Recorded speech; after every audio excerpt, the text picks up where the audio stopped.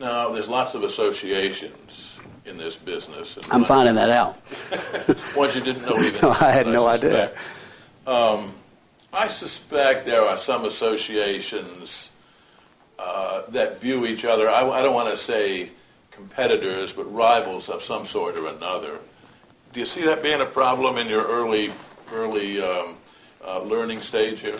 There is definitely some territorialism out there, and some of that I understand. I mean, these associations and alliances are all, for the most part, pulling from the same people for their membership. Some of them might be focused more on the cleaning and restoration side, and some more on the retail side, and some more on the manufacturing side, but the same industry, and so they're looking at where their funding comes from. I get all that, but you know what? What I do understand is as we all get stronger and as the industry gets better, and as we become more professional and the consumer looks to the independent retailer and the buying groups for their purchases rather than going to the big boxes, then we've got a great opportunity for all of us to grow and to prosper. But we've got to find the common ground. I go back to something Billy Graham said years ago. Somebody asked him, why is it that even religions that don't agree with your stance like you? And he said, it's because I focus on what we have in common, not on what separates us.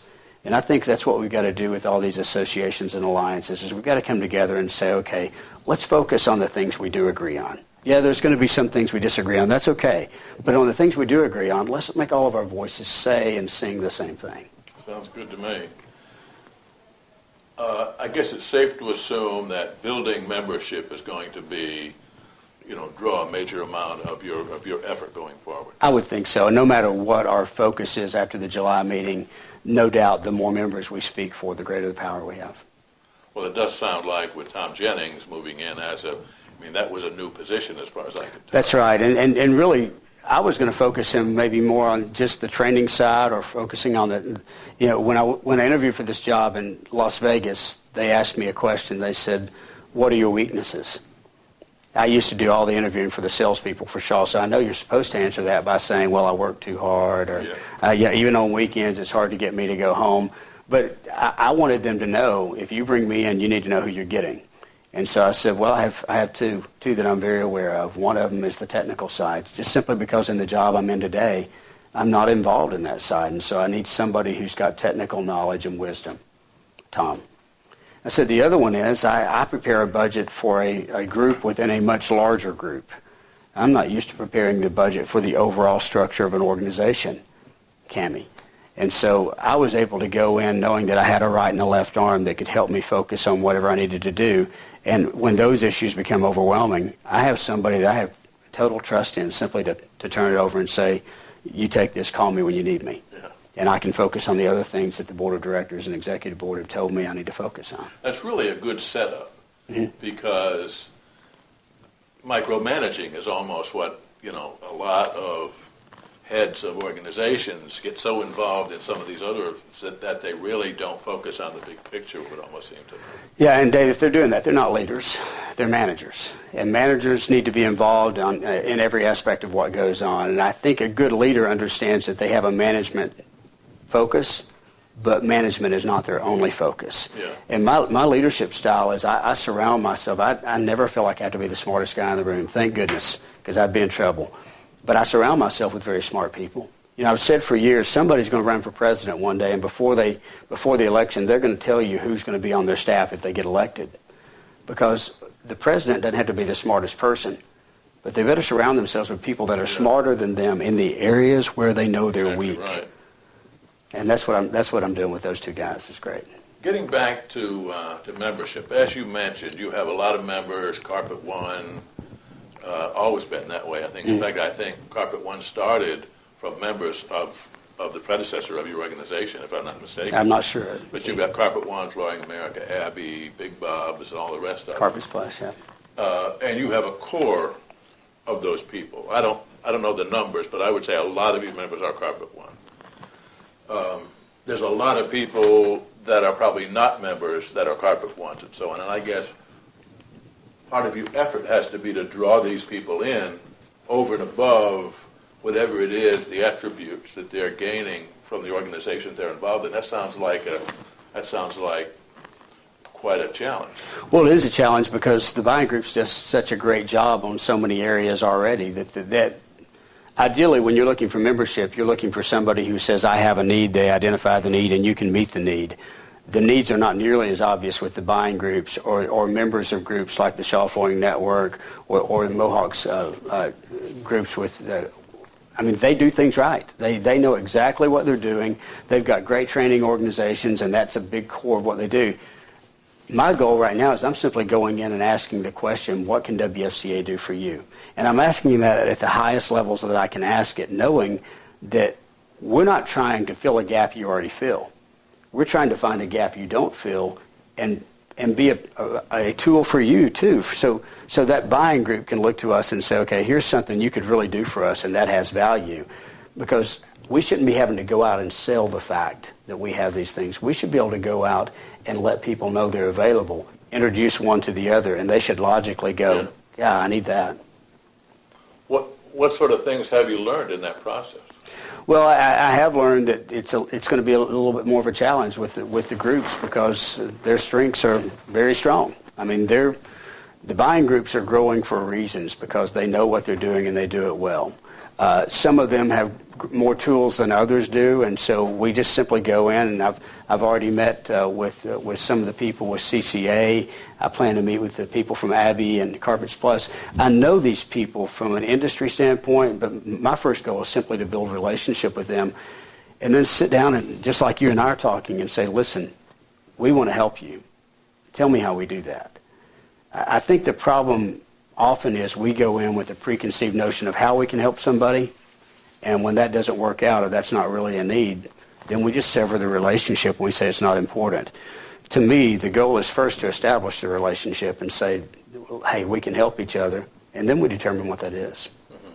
So you're really there's an endless number of possibilities, I suppose, and you're just gathering and sifting through those. There are. Some of them are obvious. We know the training side is a big benefit, especially to those who are not part of a group, who are needing somebody that they can rely on for that. And so training will be one of the big things. Supporting training that's already existing. So if you're going to Mohawk's convention and there's training involved there, if you're a member of the WFCA, then you can use the tuition reimbursement to offset the cost of you going to that convention. Why would you not? And so to me, again, that's a no-brainer. If you're a part of the Shaw Flooring Network and they have training involved at their convention, then you should be a member. It simply helps to pay the cost of you being there. Other things that are important to me is if I'm an independent retailer, I'm probably independent because I like being able to do things my own way. But when the economy turns, as our economy has in the last 6 to 7 years, independence simply feels like isolation. And I want a partner. I want somebody I know I can lean on when I want to lean on them, who will be there, who has a strength where I have a weakness. And so we've got to be able to go, whether it's going to D.C. and saying, listen, on behalf of this industry, we're lobbying to say this is important to us. We want to represent that independent retailer or that person who's part of a buying group and simply say that these are the issues that matter to us. Again, the Marketplace Fairness Act is a great example of that. Why is it that people who have brick and mortar stores are charging sales tax in states where sales tax is charged, but people that sell over the internet are not? Now listen, I don't like taxes. I'm certainly not one for new taxes, but I am one for closing the loophole. And you got a loophole right now where people with brick and mortar stores are having to charge sales tax, where people that are selling on the internet, who may or may not have brick and mortar to back that up, may or may not have lower overhead costs, are not having to charge sales tax. Why are we giving them an additional advantage over these people who have invested in their communities and in their states and are having to charge that sales tax? So to me, this is not a new tax. This is simply a tax that's been out there all the time, but some people have not had to pay it. Well, we'll see the vote on that shortly, as you mentioned. We will. Just off the top of my head, it seems like, now obviously every manufacturer has retailers. Shaw, I think, probably had a relationship with every retailer in the country, I suppose. But a connection between manufacturers and retailers to collect information, to get their takes on something, and not just calling a half a dozen people. I mean, from a broader base. It would always seem to me, or just discussing issues. Everybody and you know as well as I do, everybody feels they know what the consumer feels. Right. And I think probably very few actually know what the consumer feels. I think that same element exists a lot of times. Well, retailers feel X. Yeah. What if there's an opportunity there in terms of exchange of information, et cetera? Yeah, I think there is. A convention would be something like, to do that anyway. Well, it would, but you don't want to wait for once a year or once every two years, as ours was at Shaw. You want an open forum of communication going all the time. Now, from a manufacturing standpoint, you've got salespeople that are the feet on the street that have the relationship with that retailer. No matter if you're in a buying group or if you're in an aligned group or even the non-aligned accounts, still have great representation from these sales reps that are calling on them. Right. And honestly, if you're the retailer, my company is only as good as I am. When you think of my company, you think of the person who calls on you and meets your need. That's the person we need to be tapping into, who's constantly giving us communication about what is happening on the street. And that's why I'm thankful that I have this 25 years in with a major manufacturer, because I've got great relationships out there, and I can pick up the phone in any community and call and say, how are you being impacted by the economy? Because the ironic thing is, even though we're beginning to see a little bit of an uptick, it's not consistent.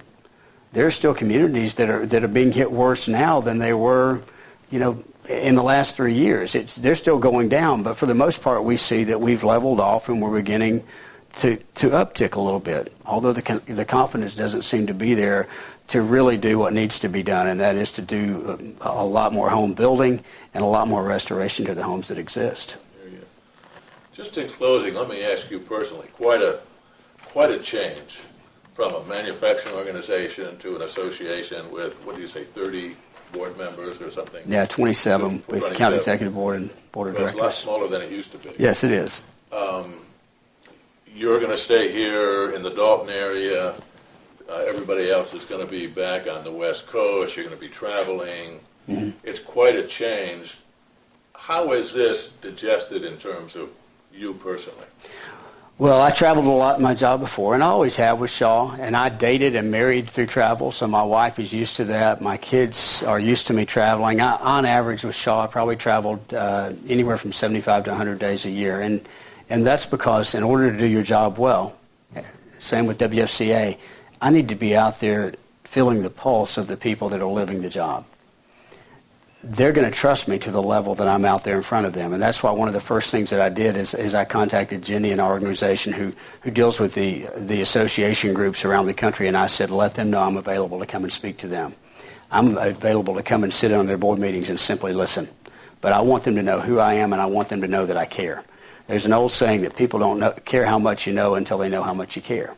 And so the first thing I can do is simply say, what matters to you matters to the WFCA. My travel won't be a whole lot more, probably will be a little less in the end. And the reality was, we looked at moving west, and my family surprised me by saying, well, for the kids, hey, yeah, let's do it, no big deal.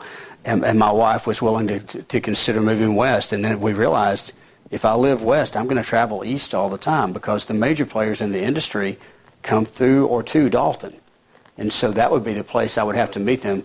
Why not stay here where I am, have greater access, have greater visibility for the WFCA on the eastern part of the United States, because I've got a team that I have phenomenal confidence in the West. I don't have to worry about being there all the time.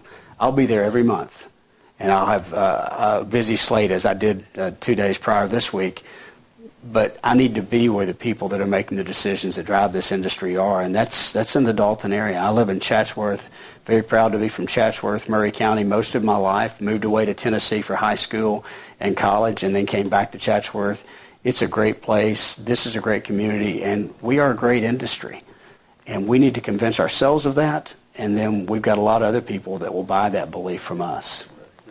Scott, it's great having you on the program. Thanks for having me. I've listened to you for years and been a closet fan, and now I got to meet you. Very good. Well, I hope we can do this on a regular basis. I'd love that. We would be flattered to be able to be a conduit for your, for the plans that will be sprouted on down the road. I'm counting on that. Very good. Scott, thanks so much for being on the program. I appreciate it very much. Thank you, Dave. We've been talking with Scott Humphrey. He is the CEO of the World Floor Covering Association, the WFCA. And this is Talk Floor TV.